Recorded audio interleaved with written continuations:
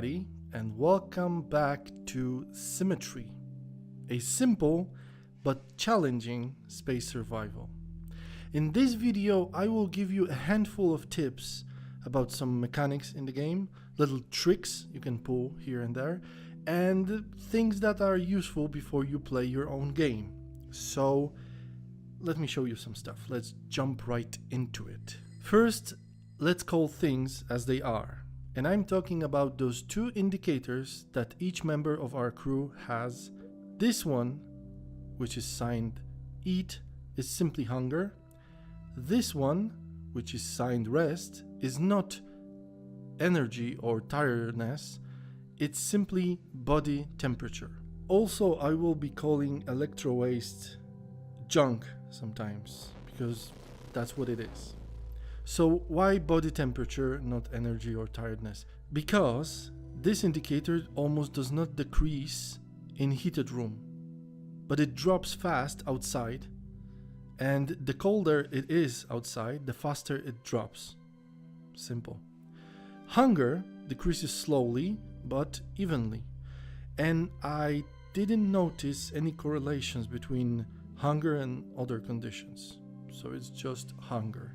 At the start of the game, the weather goes easy on us, so we don't have to try to survive and heat the room and cook, but we can spend that time at the beginning to check which member has the most developed lumber skill and max it out by studying.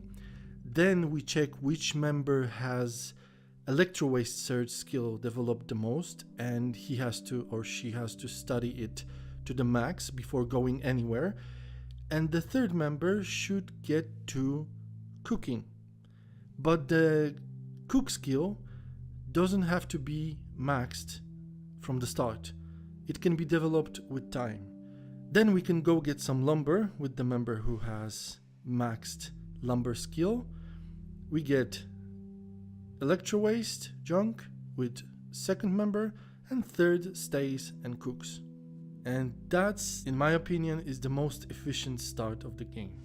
Do not panic if the base is not heated or stops being heated, because the body temperature of our crew members will still be decreasing slower than outside. Our crew members can easily survive without heat in the base by going to the capsules and regaining the body temperature and warming themselves up, and they can take turns. Keep in mind that the wood ends fast in the game, so it is recommended that only person with maxed lumber skill will go and chop trees to maximize the loot, I would say, and efficiency. Heaters in the fireplace room and in the junk room are pretty much useless, so they don't need to be fixed if they break. I would go a little further and risk to not fix the heater if it breaks in the capsule room. However, if a person is low on body temperature and awaits for its turn to go into the capsule, can die when the room is not heated. So keep that in mind, but on the long term it will save us a lot of electro waste units if we don't bother to repair those heaters. It is crucial to keep the power plant going. We can survive without heat, but not without electricity, which powers the capsules and the kitchen. Later in the game, around the day 9, when Mark joins, he will have the skill called Power Plant Operations, and it will be maxed, so he can fix the power plant and charge or recharge the power plant batteries to keep the electricity going while the power plant is broken. Other crew members can learn the power plant operations skill by simply studying it. The most important thing to upgrade is electro waste container, since we need 90 junk parts to repair the power supply of the escape ship. It's also very useful to upgrade the weather station at least once to check the forecast. We can live without other upgrades. Also keep in mind that upgrading things will just extend the time of our crew being stuck on the planet, so the only must upgrade is junk container and maybe one upgrade to the weather station, like I said. As we play through, the weather conditions and overall endurance of our crew members is getting worse and worse, and the distance to the wood and junk increases.